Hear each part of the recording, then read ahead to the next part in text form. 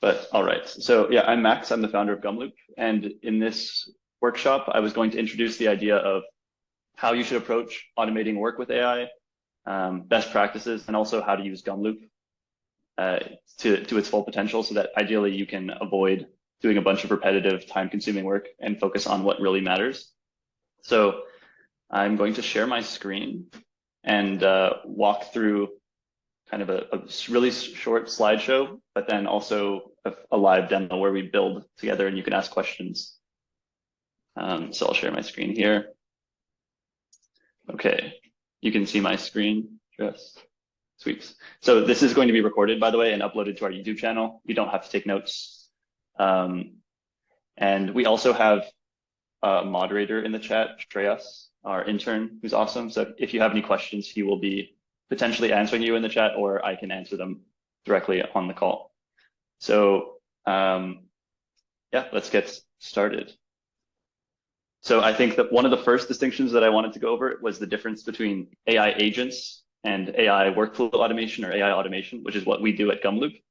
This is often really confusing for people because the lines are kind of blurry, but they are quite different in our opinion. So AI agents are generally really autonomous solutions. You can give them goals like, I want you to increase revenue for my small business, and agentic sort of solutions will think on their own. They'll use a lot more AI and they'll try to problem solve iteratively, which is really exciting because it looks cool in a demo and it seems like that is AGI and our work is truly getting fully taken off of our plates. But what we've found is that agents are really unreliable and expensive for the most part. And there's a lot of value, especially for businesses, in being able to rigidly define workflows, use AI only where it's necessary.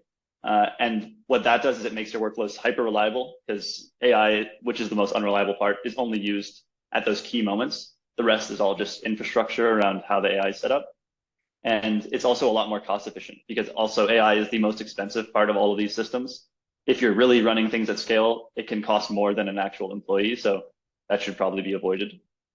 So yeah, what we do at Gumloop is definitely AI automation, less so any agentic sort of solution. So one of the first questions I think that you should answer when you're approaching automation is what can you automate?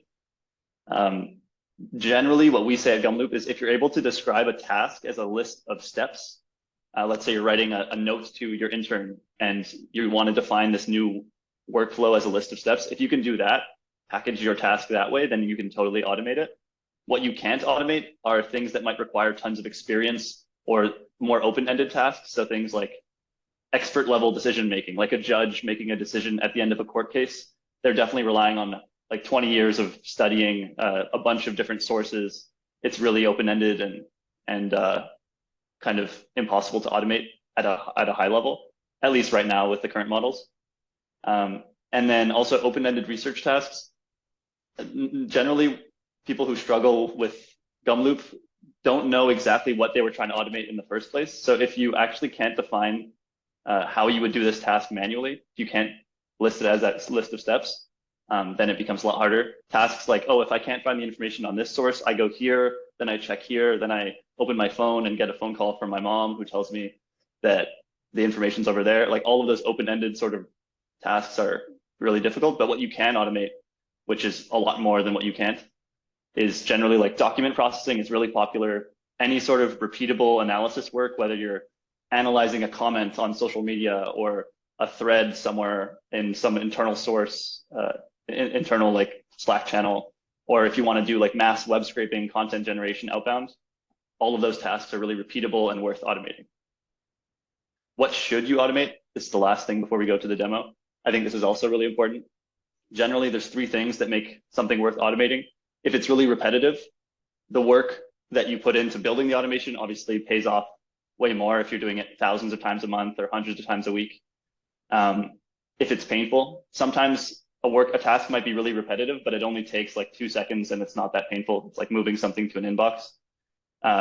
Generally, that's not totally worth automating. I mean, it might be, but if it's only taking a couple seconds, even if you do it 100 times a week, that's like a minute or 2 minutes. And then the potential to grow. So this is really important. We find a lot of successful Gumloop users will automate things that they know will become a bigger problem in the future. So something that's core to their business that if they succeed in getting more customers and onboarding more people, then it will become more painful. They automate it out the gate, and then they feel just a freedom to scale after the fact. So now I'm going to run through how to actually use Gumloop and what Gumloop is, how you can approach automating your work, best practices, all of that good stuff. So for anyone who's not super familiar, I'll introduce Gumloop just at a high level and then go directly into building. So this is what Gumloop looks like. We get compared a lot to Zapier. So if you're familiar with Zapier, you can kind of use that as an anchor point. But a lot of our users compare us to, or describe us as Zapier on steroids or an AI first Zapier on steroids, just generally because you can automate much more complex work with Gumloop than you can with Zapier. So let me show you just at a base level what Gumloop is capable of and like how you build a flow on Gumloop. So you're faced with this really large blank canvas. It's kind of daunting, but all you're doing on the platform is encoding the steps of your workflow into this fancy flow chart, really. So if you have a really simple, let's say you want to read a file from a Google Drive, it's like a report card, and you wanted to extract some data from it, I would get my Google Drive file reader node. I would connect it to this next AI step. I would pick the model, like I can choose GPT-4o, for example. And then I would say that if this is a report card, I want to extract the first name. And now I have a really simple two-step workflow where GPT-4o is extracting first name from this document.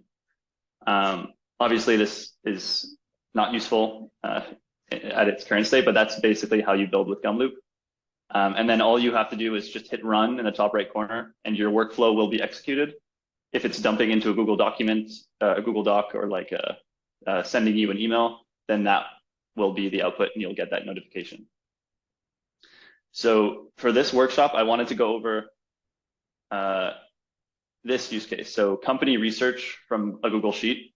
I think it shows off a bunch of the cool features of Gumloop and how you can get creative with really building complex multi-step AI workflows. So what I'm going to do is I'm going to take this Google Sheet, which has 4 companies, Gumloop, Stripe, Shopify, and Circleback.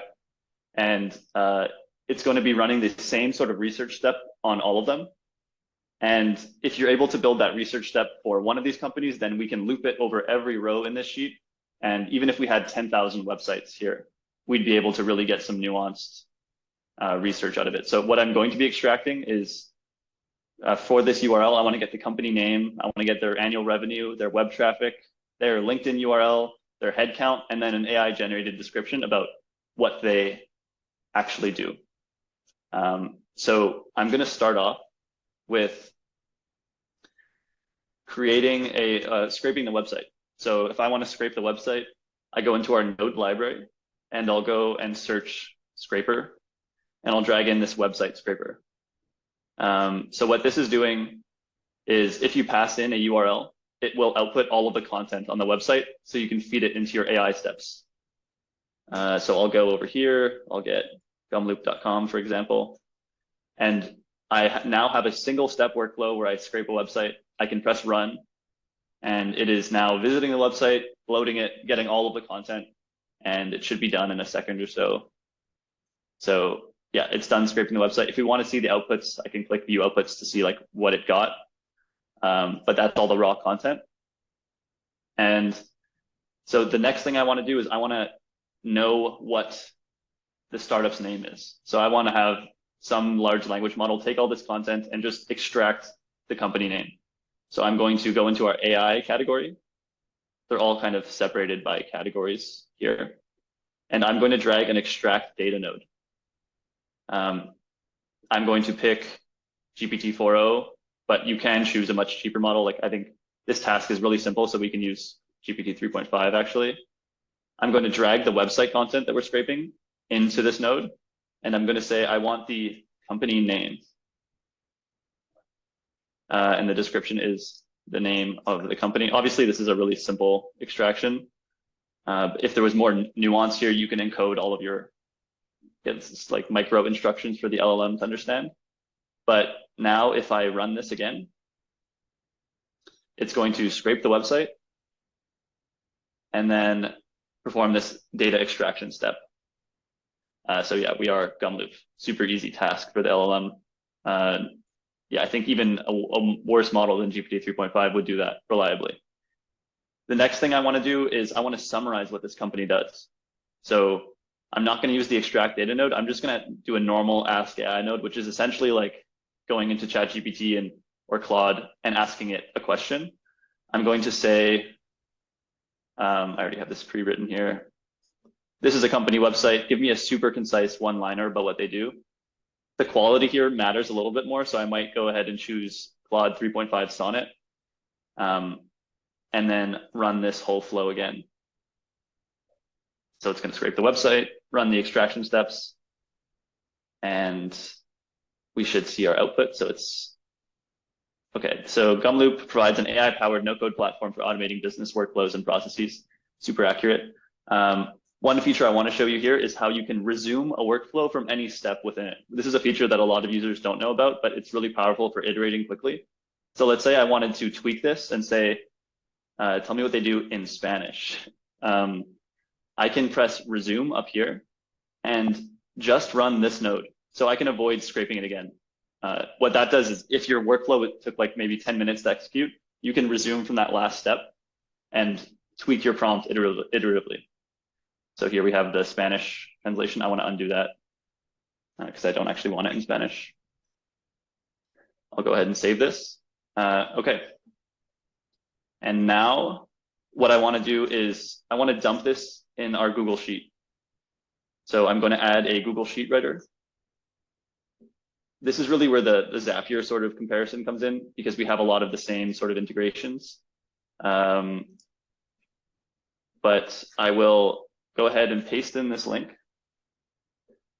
I can see it, sheet 1 is just these URLs. Sheet 2 is the one with all these headers pre-filled. So I'm going to swap to sheet 2 and you'll see these inputs update. Now we're able to feed in all this data to the Google Sheet. So I'm going to save. And then let's put in company name. Okay, I see the problem. I want to add a single row here because we're just doing one company at a time. I want to add the company name. I want to add the description because we're getting the description from here. And I want to put in the URL. So I'm going to save this now. And if I run it, we can just watch the single value being inputted to our Google Sheet. In a second, I'll show off how we can go further. I see the problem. Okay, here's an issue. I outputted the actual content of the website into where I meant to put in the URL. So I'll just delete that for now. So this cell is garbage, but the company name and their description is right here. Okay, now as a next step, let's enrich a bit more information about this company. Let's get their web traffic and their annual revenue. Okay, so I'm going to go and get our enrich data node. This uses a bunch of different providers under the hood, mainly Apollo, Proxy Curl, and SimilarWeb to get the web traffic sort of context. But let's say I want to get their monthly web traffic and annual revenue. Those are the two values. I select them and now I have access to them right here. I'm going to feed in this domain name. Okay, so here's kind of an issue. I'm hard coding the gumloop.com website into here, but I want to feed it in dynamically. So I'm going to add an input node. And now whatever value I put into this input node, I can pass. So like a value that's coming out of here will be gumloop.com, and I can feed that into the URL. And now I can also access gumloop.com over here. So it should be good to go. And I'm going to drag in monthly web traffic and annual revenue. So let me go ahead and press run here.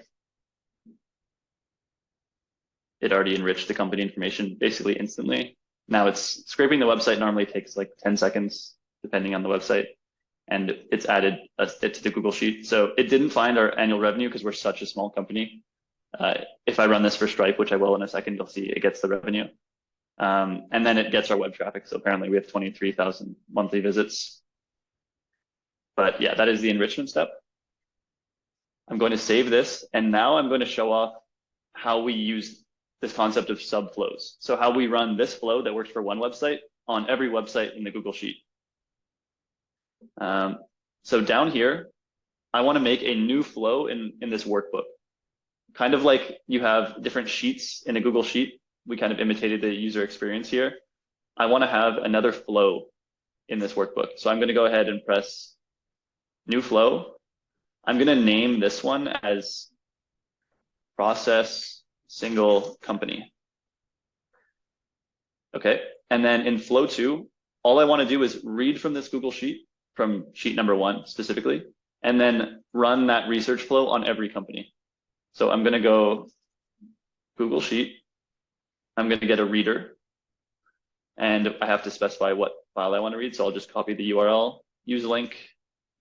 We'll see that the only output is the URL. And then here's kind of where the magic happens in terms of, this is the loop part of Gumloop. I'm going to go ahead and add a new node, but instead of looking through our node library, I'm going to look through the subflow library. And all that this is the flow that we just built.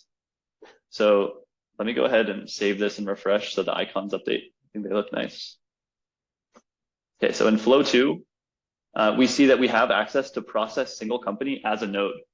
And what that lets you do is it keeps your flows really compartmentalized, clean, and it also allows you to share them with coworkers. So let's say you have a flow that's really good at doing research for one company. If your coworker wanted to reuse it or you wanted to use it in a separate flow, you now have this like pre-built tool you can repurpose, reuse. So I'll link this. And what you'll notice is it's going to go directly into loop mode. So this animation, I think, is kind of cool to illustrate what's really happening. It is running this flow on every input. So the output of this node is a list of URLs. And then for every value in that list, it is running this flow. You'll see if we turn off loop mode, there's what we call a type mismatch error. This one is giving us a list of values. This one is expecting just one value. So we get this list of text does not equal text error. If I just throw it in loop mode, then it's set up perfectly. So I'm going to go ahead and save this. Just make sure this is set up right. I think, yeah. Okay, we want to get LinkedIn and stuff in a second. Oh, one thing I want to add is now that we're getting this URL from the input node, I'm just going to drag it into this URL field. Okay, now I'm going to go and clean up our data here just so we can see it. Oh, sorry.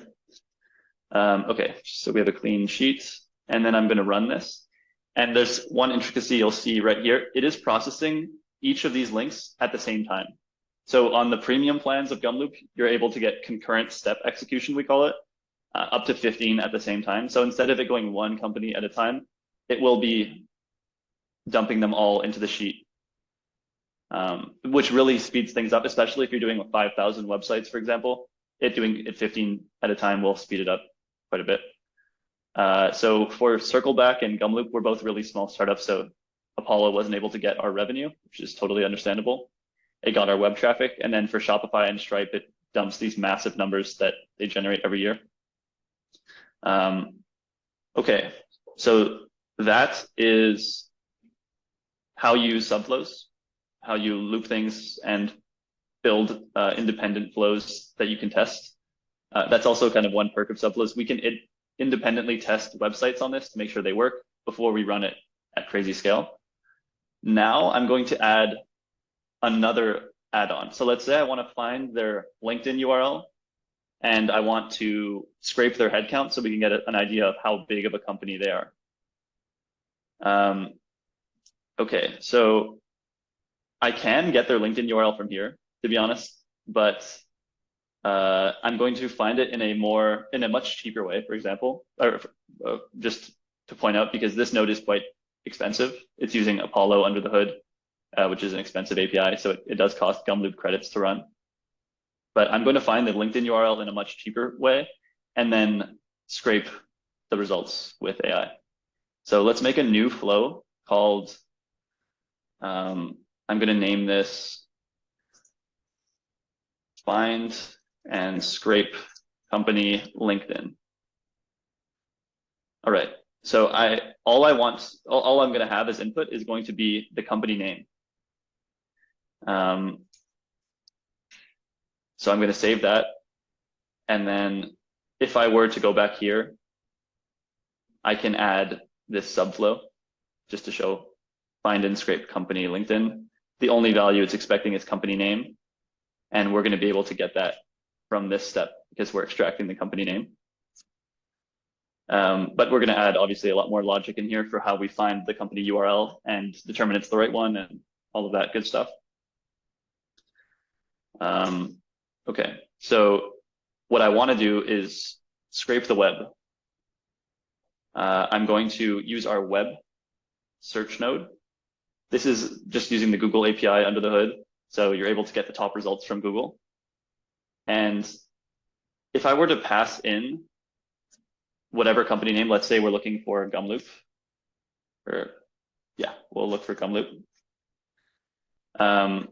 It's going to be searching for Gumloop, and that doesn't actually do the job that we want of getting their LinkedIn specifically, or our LinkedIn. So what I'm going to do is I'm going to format a really pointed Google search before I feed it into the web search node, so that the query actually represents what I would put into my Google search. I wouldn't just be looking up Gumloop. I'd probably be looking up Gumloop LinkedIn. Okay, so I'm going to use our text formatter. This is one of the most popular nodes on the platform because it's really necessary quite often to format text the way you want it. And I'm going to take the value that we're passing in, which is the company name, and I'm going to format the Google search. So I want the dynamic value to be passed in, which is input 1. You put it in these curly braces. And then I'm going to specify that I want only results from linkedin.com/company.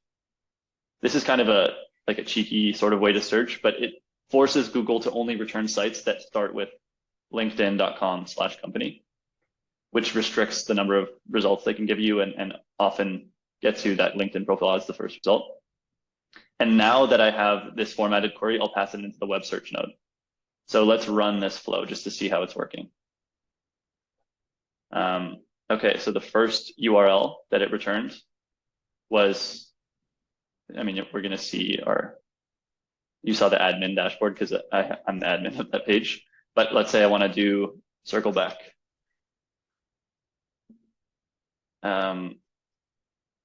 It will run the same flow, and then we have Circle Back AI's LinkedIn page right here.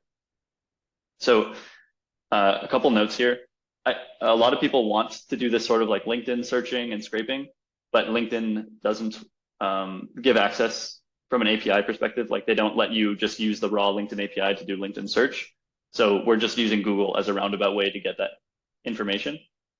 And then the next thing I'm going to do is now that I have that URL, I want to actually scrape it for the information that I wanted from that page. So I'm going to extract data. So in this case, I want to use GPT-4o just because it's really smart, really fast.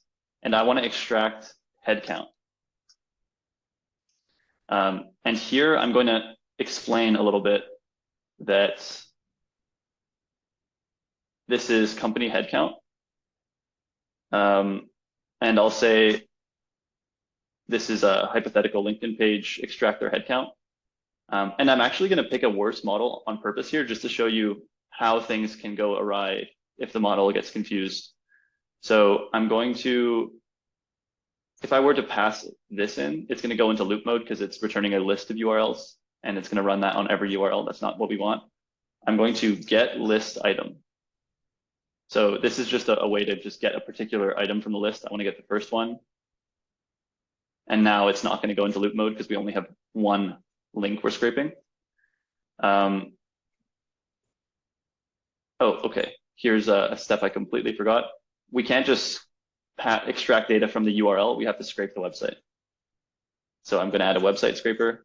I'm going to put it in advanced mode so it's able to get this data and then save it and run it. So at the moment, it is using the GPT 3.5. And oftentimes it listens to instructions a bit less confidently. So it'll say 2 to 10 employees. Let me try to do Stripe. to see how many employees they have.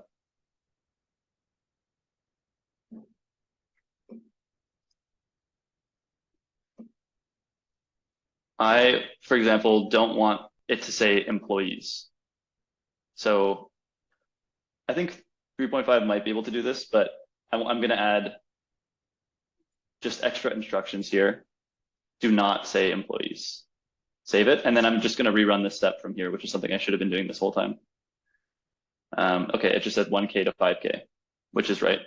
Last time I was doing this, it didn't listen to my instructions as well because it was a dumber model.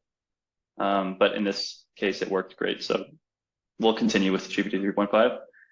And okay, now we have the LinkedIn URL and we have the headcount of the company. You'll notice that there is no output here. Like I want to use this data and put it in a Google Sheet, but there's no output at all. So what we're missing actually is just an output node, which is one of our core nodes. Now I can drag headcount and say headcount. And now you'll see headcount is here. And I also want to pass out their LinkedIn URL itself. So that should be right here. I'm going to add another output node and call this LinkedIn URL. Okay, now you'll see we have LinkedIn URL and headcount. I just want to throw those into the Google Sheet.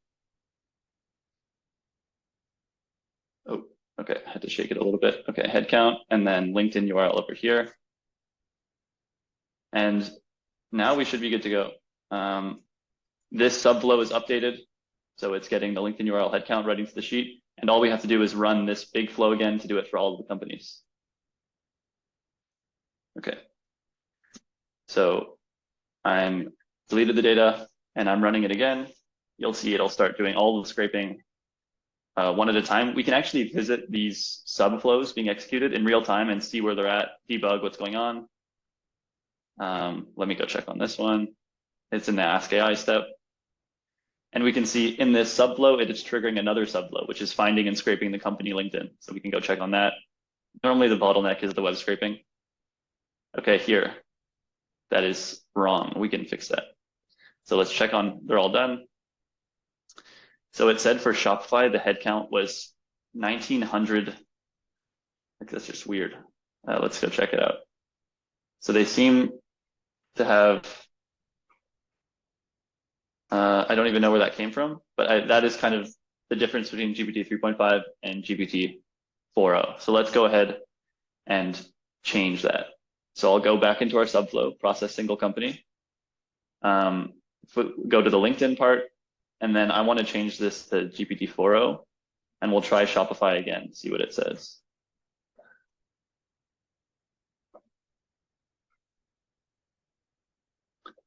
It will definitely, whenever there's a bit of nuance like that, like I'm sure that the data that was fed into the AI step maybe had a couple values. Yeah, okay, 10,000 plus for Shopify, which is, yeah, exactly right. That's the format we wanted in. It didn't say employees like we asked. Yeah, no misbehaving happening. We could run this again, but it would just output the corrected version of all of this. Okay, that is pretty much the full build, and I'll dive into a bunch of more advanced features here to show you different ways to trigger your flows, different ways to share them with others that is kind of more palatable. So this whole flow is saved. I will actually put this in the chat if I can. Let me try to figure out how to do that. Chat. Okay, in the chat, I've pasted that flow. So everyone, if you clicked on it, you should have access. Webinar chat, it's not there. Okay, host and panelist to everyone. Okay, I've pasted it now. Now you should be able to see it.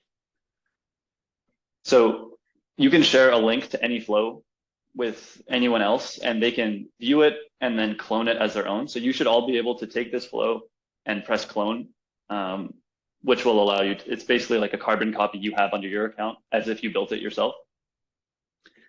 Another way to share flows with others is to create a workspace on Gumloop. So you guys share a collaborative kind of folder of your creations.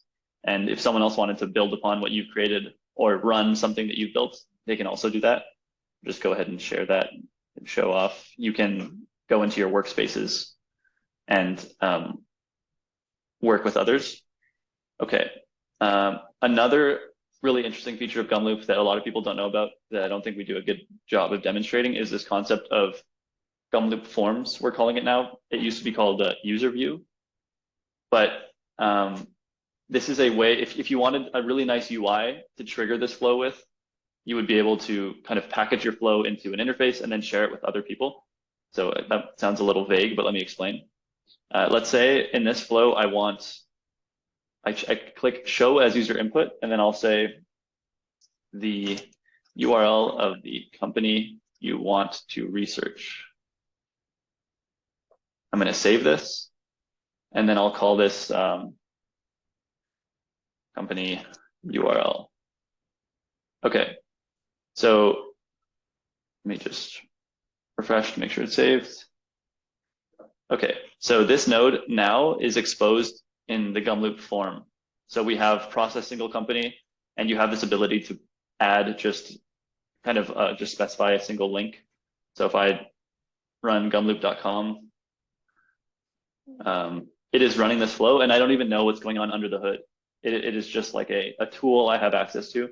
I don't need to know that it's a Gumloop flow or that there's this no-code platform executing everything in the background. All I will see is the value should be updated in my Google Sheet in maybe 3 more seconds. There we go. Cool. Okay, ran it twice. I think I double-clicked the run button. Another thing you can add here is, let's say we don't just want a single text input, we want to pass in a file. In this case, we don't actually need a file, but I'm going to say CSV. Let's say this was a CSV that I wanted to update, and I'll say the description is your CSV.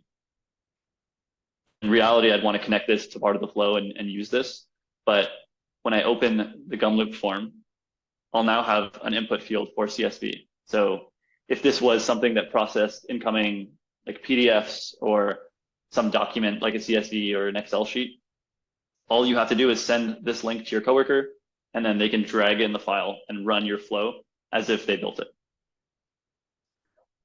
Another way you can trigger this flow is to use this concept of triggers. So these are only on starter and pro plans, but well, any plan above starter, but you can trigger these flows remotely. So one of the features that is most used by all of our power users is Gumloop webhooks. So they let you trigger flows and pass in inputs dynamically via API. So here we can see that I pass in these inputs in this last field here. So in the input company URL, I'm able to specify gumloop.com. Obviously, that would be a dynamic variable that you're able to pass around. But what that lets you do is integrate the Gumloop flow as an API directly into your product. So if you already have an existing system and you just wanted this really neat AI feature that maybe like summarizes something, extracts data, and sends someone an email, you can build the flow on Gumloop and then copy paste that webhook into your own product. Okay, that is how webhooks work. There's also the concept of event-based triggers on Gumloop. So a couple of things you can do, which is scheduling your flows, getting them to run when you receive some sort of payload, like an email, a Slack message, when someone books on Calendly, when a value is added to your Airtable. All of these are sort of event-based triggers. We're continuously adding more, but at the moment, those were the most requested from our users. And yeah, I think that covers this entire user research flow or company research flow. I'm going to pause and ask if anyone has any questions that they can put into the questions channel. Otherwise, I can dive into a couple more flows and explain different sorts of use cases for Gumloop. No questions yet? Okay, I'll continue walking through a couple more flows. So this one I think is really cool. It's a content gen example. Like it's for content generation. I'm not sure why I abbreviated that. Um, but what it's meant to do is take a YouTube video and analyze the content in it and repurpose it into a blog post. So I think one general problem with AI content generation that a lot of people complain about is it's super surface level and normally resembles spam more than it does quality content. So if Google is cracking down on thin content, then obviously this won't rank very well. But one approach you can take is starting with a source of really high quality content and converting that into a different medium. So this example here is taking a tech review. This is a keyboard review. And I mean, I have an ad at the moment, but this is a keyboard review. And it's for the YouTuber going from the keyboard review into a really nuanced blog post that kind of captures the same opinions. Got 2 ads in a row.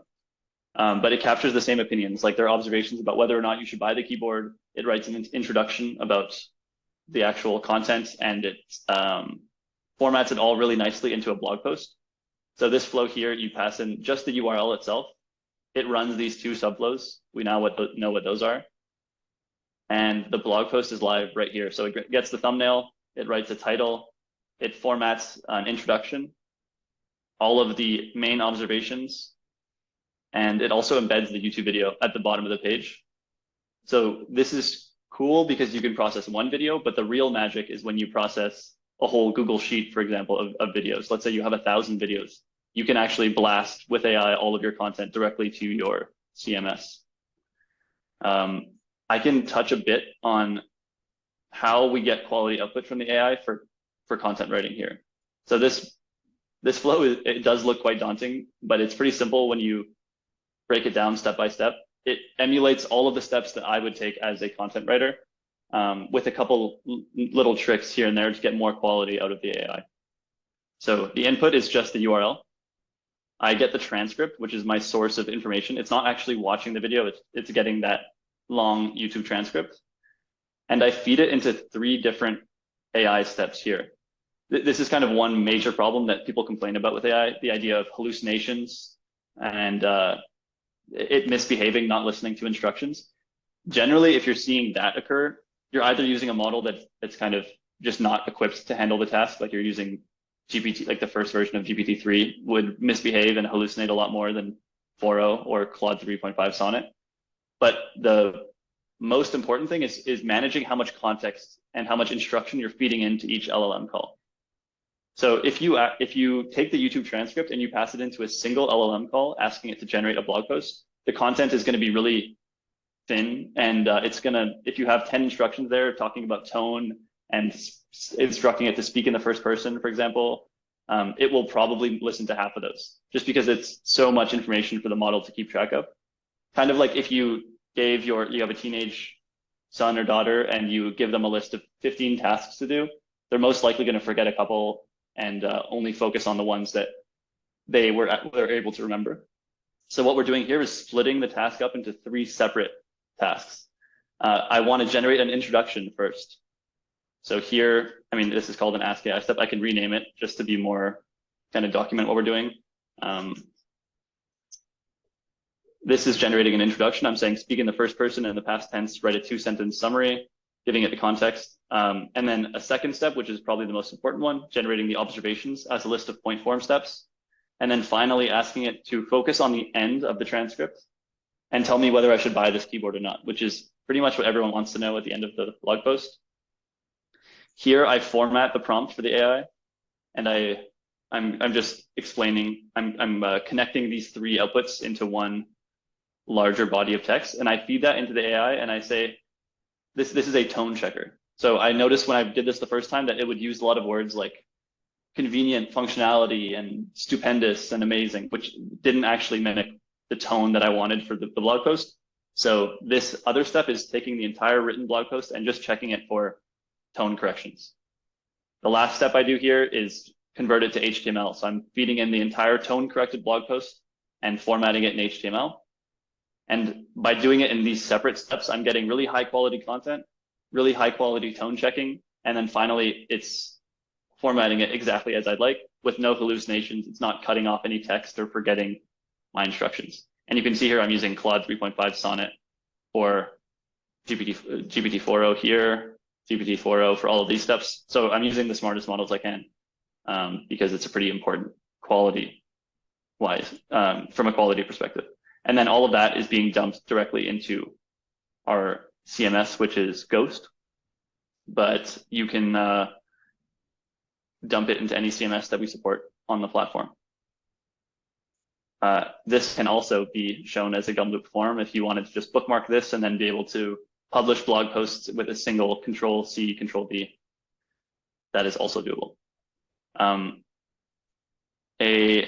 Another approach okay.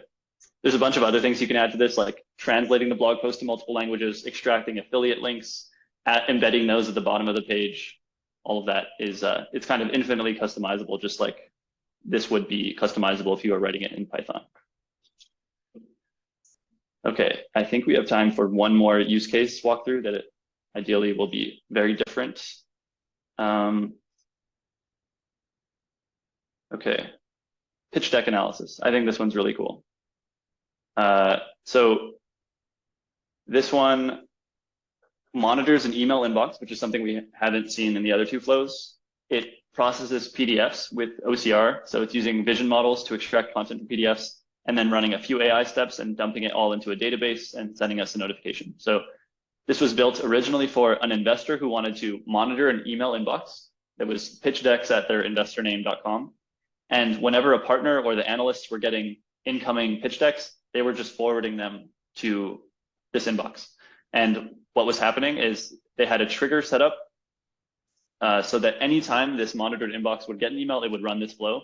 They don't ever need to go to Gumloop and press run. It's all happening completely autonomously.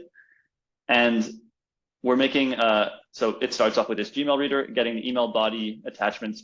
And we're making the assumption here that all of the attachments are PDFs, which is generally what they were getting. You could handle other sort of formats, but in this case, we're assuming they're all PDFs. I'm using GPT-4o Vision. I could swap it out for these other vision models. And I'm also, I'm using GPT-4o Vision to extract all of the content from these slides.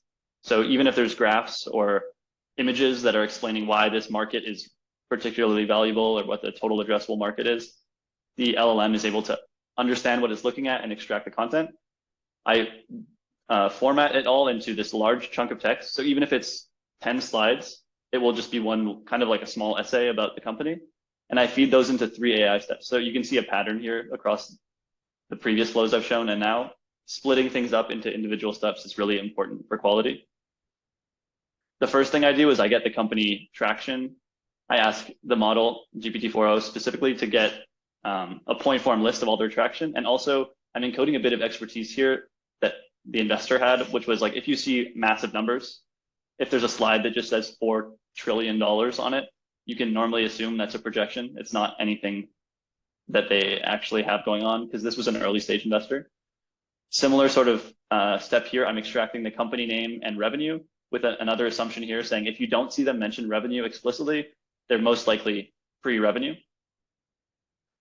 And finally, I am extracting all of the founder names. So from the list of slides, generally they will display the founder names near the beginning or at the end, and the AI is able to determine who those founders are.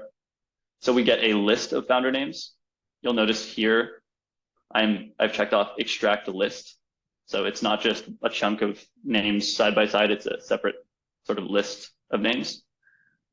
And then I'm running it through a subflow here. So this subflow is doing a really similar sort of like Google search using founder name and company name, and then scraping their profile, getting their work history. So it does another data extraction step, getting the position, the duration, and the description of every job that they've had.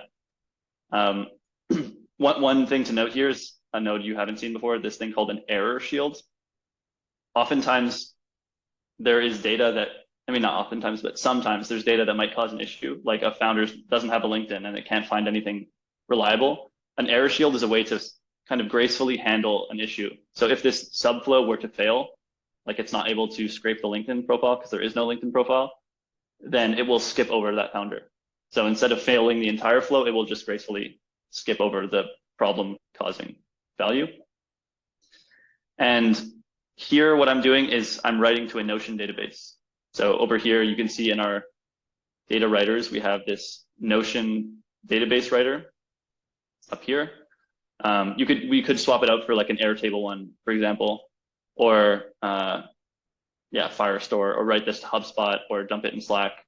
But what I wanted to track here was just the company entry in a large database. Once that's done, we get a link to the page, and I dump that in Slack. So here you can see I'm formatting a little notification for the team. I'm saying new pitch deck from input 1, which is the company name. That's all the way back here, company name. And then I also put the link input 2 here so that in their Slack channel, they get a notification saying a new company has been processed. Here's a link to go visit the page. And then they can kind of have that human in the loop experience where they're able to double check the data, look it over themselves, make any tweaks if there is any tweak necessary. But this whole flow should be completely hands-off. Like all they have to do is forward emails when they get them, which is really common. And then they should get a link to the content the AI has processed for them. You could modify this a lot more, obviously, if you want, but I think this is pretty powerful as it is. Yeah, okay. I've been speed running through these. I can show one more. Here's social media. No, wrong one. I want to show a sentiment analysis flow because I haven't showed off the categorizer node. Okay, so let's break down what this flow is doing. So I wanted to scrape Reddit, take all the posts related to my query, and then determine whether they were positive, negative, or neutral. So sentiment analysis, which is pretty common in general, you can apply the same sort of approach to analyzing YouTube comments or comments on a tweet and determining whether you're being hated on or for what, or just news articles categorizing what buckets they fall into. This node here is really, really popular on the platform. It's our categorizer node. So it's similar to all the other AI nodes in the sense that you pick a model, but we're defining custom categories. So things like, in this case, it's negative, neutral, positive. I get to describe a little more nuance here. What do I consider to be negative? What do I consider to be neutral? And all of this nuance gets passed to the model so it can make the same sort of decisions that you would. And if I were to run this, what's like a controversial, okay, this will be super controversial. I'll put in Trump. I don't know what it's going to output, but it's going to get the 50 or the 20 top posts from this month. It categorized all of them at the exact same time because we have the concurrent step execution on. And then it dumped all of that in a Google Sheet. So we should be able to go visit the Google Sheet right here. I believe it should be near the bottom. Okay. Yeah, Trump shooter taken. Yeah, okay. All of the posts, and a lot of them are really negative, which is pretty expected for Reddit. We could investigate more. And here's one more cool thing that you can do with the categorizer node. You can include justification. So now we have access to this justification. So let me go ahead and I think I've ran this a few times for different users. Sorry, deleting all this content so we can actually analyze things. Apologies. Okay, here. Now we've cleaned the content. I'm going to add another column called justification.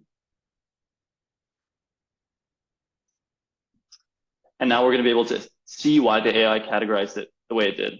I'm also going to choose GPT-4o here, just because I think it'll be a lot smarter. So if we rerun this now, I have to refresh this and connect them. Okay, and then we got the justification. Now it's ready. I'm going to run this. It's going to get the top 20 posts from this week. It's a bit slower now because it's using a slower model. And all of the justifications are right here. So the post title, "Are you a convicted felon?" does not provide enough context. Okay, yeah. Okay, the post input data. So it seems to be too smart. It's not like, I think generally you're able to determine whether it's positive or neutral with just the title. But what we would need to pass in is, we can actually debug this real time.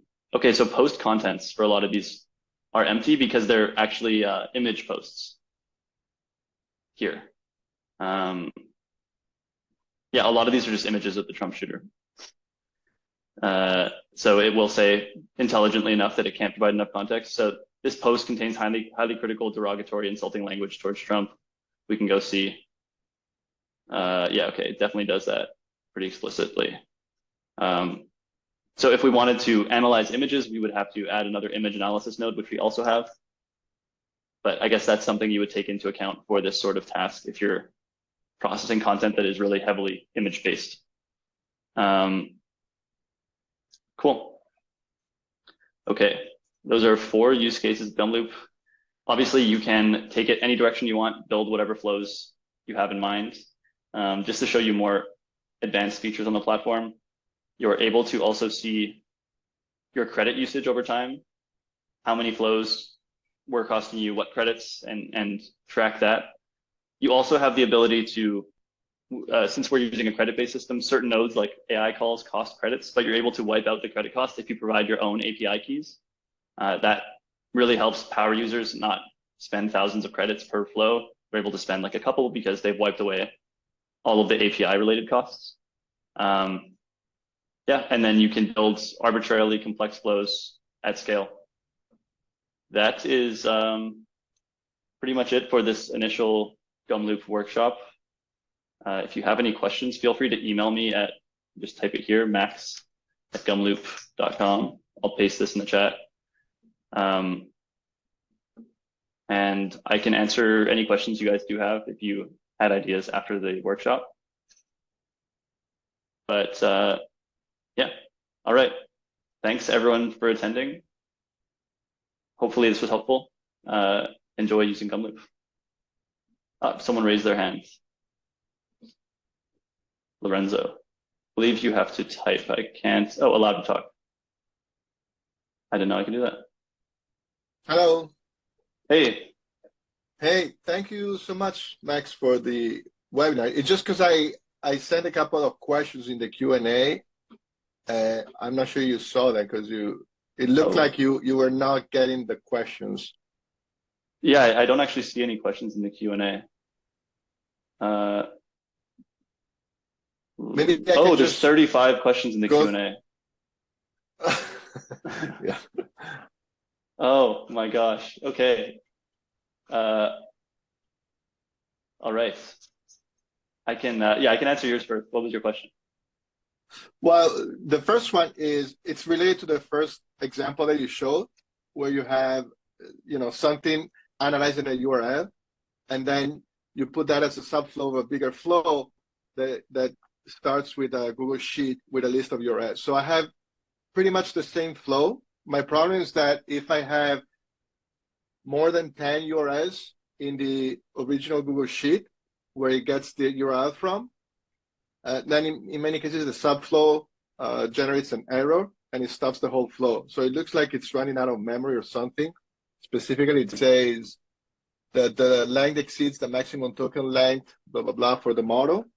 And my point is, I think it's surprising because the whole point of having subflows is that I analyze one URL at a time, right? So I don't understand why, if I ask him to repeat the same task 20 times, it looks like it's overloading the model. Yeah. So I think there is probably something going on. There's probably something going on where one of the websites might be really large. Like if you try to scrape the wiki of the United States, there's so much content there that if you feed that like into GPT 3.5, its context window is very small. So you might be experiencing the same issue on the same sort of massive website every time. I think that's probably what's happening. And one beauty of subflows is you can try to narrow in on what that problematic website is and try that independently. And what I would actually do is, if you're trying to summarize the content or like you just want to Yes. know what this website's about, then I would run the content through a summarizer. And this node is able to handle arbitrarily large. Oh, sorry, am I not sharing my screen there? I'm not. You can see this, right? Yeah. Okay, so the summarizer, it is able to handle arbitrarily large context windows. So it will go chunk by chunk, the biggest chunks it can fit, and then summarize those and then do summaries of summaries. So you can go from the wiki of the United States to a simple like paragraph, and that should avoid any sort of context window issues. Awesome. And what if I use that tree that you show about like the arrow tool? I don't remember now the name of it, but Yeah. basically what you're saying that if something fails, it just keeps going. Yeah, you would use the error shield. So all you do is you Arrow drag it onto the shield. canvas, and now this node, even if it were to fail for 1 of 100, it would just skip it. Okay. Yeah, that's a good. Yeah, Okay. great Thank you question. so And thanks much. so much for raising your hand and pointing out that I didn't see. There's 36 more questions. Absolutely. Really sorry Thank you. everyone for not answering these. I can go one by one. I see, what is your ARR? Great question. Skipping that one. Are you able to scrape email addresses? Yes, you can scrape email addresses. If you want to enrich contact information, it uses the same providers, and we can get things like first name, last name, job title, email address, phone number, LinkedIn URL of the individual. So you can feed in like Microsoft.com and get everything for that. If I want the job title to be CEO, then I would be able to get that information. Oh, I'm on the wrong screen. I'm so sorry. I keep on doing that. Enrich company information, contact information. So it's right here. If I were to say I want first name, last name, job title, email address, I can get all that information from Apollo. Let's say I want to cut out proxy curl and hunter.io, then I am just have my Apollo integration set up directly in my flow. Okay, next question. Testing, Ian from Waterloo, Canada. Hello, Ian. How do you get that cool name bar? Recording is available. How far can the free plan take you? The free plan has 1,000 credits included. So that should let you do maybe like a couple hundred runs, depending on how you set it up. What are use cases that make Gumloop better than Zapier or Make? I wrote a whole blog post about this. If you want to check it out here. Generally, it's just the complexity of what you can achieve on Gumloop versus a platform like Zapier. So they're really good at that initial zip zap sort of like simple flow. If I get a Discord notification, send me an email. We're focused on the more complex, like multi-step flows with a lot of nuance, a lot of AI involved. Do we have an integration with Whisper? We do have an integration with Whisper. So you can go in our AI category. You can go to text to speech and speech to text, which is, this one is using 11 Labs and this one is using OpenAI's Whisper. Yep. Is it integrated with make.com on the roadmap? I think it could be. We have an integration with Zapier, so you can run all of your zaps from your Gumloop flows. We could very easily add a make.com integration. Can you connect a custom GPT? We added that yesterday or 2 days ago. So you can add any OpenAI assistant, which is the kind of what GPTs are under the hood, and it will let you pick from all of your pre-trained assistants if you want to tune how the AI is responding. Can you connect to on-premises data with Gumloop, such as internal file shares or databases? Yes, you can call any arbitrary API from the platform. So this is the way we use it a lot internally. If we want to get raw data from our database, query something and feed that into the model, you can just run a GET request, specify your endpoint, and get your raw data. You can convert any workflow to be an endpoint. I see that question. That's just with the webhook sort of thing. So if I save this, I can make a new webhook and trigger this workflow like an API. Can you update cells in existing rows? You can. You would go to our data writers and you would go to the Google Sheets updater, which lets you specify a unique ID and then update that row. Okay, I'll go to the more recent questions to see. Any plans to make it possible to create a new AI assistant from a workflow? Interesting. We could definitely add that. It wouldn't be difficult at all. I would need to know what the inputs you'd want to, what inputs you'd want for that node and how you'd expect it to work, but it should totally be doable. Any use cases in real estate / housing? Yeah, we have a real estate scraper. So if you go to our templates category, real estate listing data extractor, this is a really simple flow that just extracts stuff like number of bedrooms, number of bathrooms, floor plans, square footage, all from a listing. And obviously, now that we've seen how you can loop things, if you wanted to run this on a Google sheet of 1,000 listings, you can do that. Will the video be available? Absolutely. It'll be on Gumloop's YouTube channel, which is, you can find it right here by clicking YouTube channel. This whole thing will be uploaded. And yeah, okay, I think I'll cut it off there since we're over time. Thank you very much, everyone, for attending. See you at the next workshop where I can show off more use cases. Bye, everyone.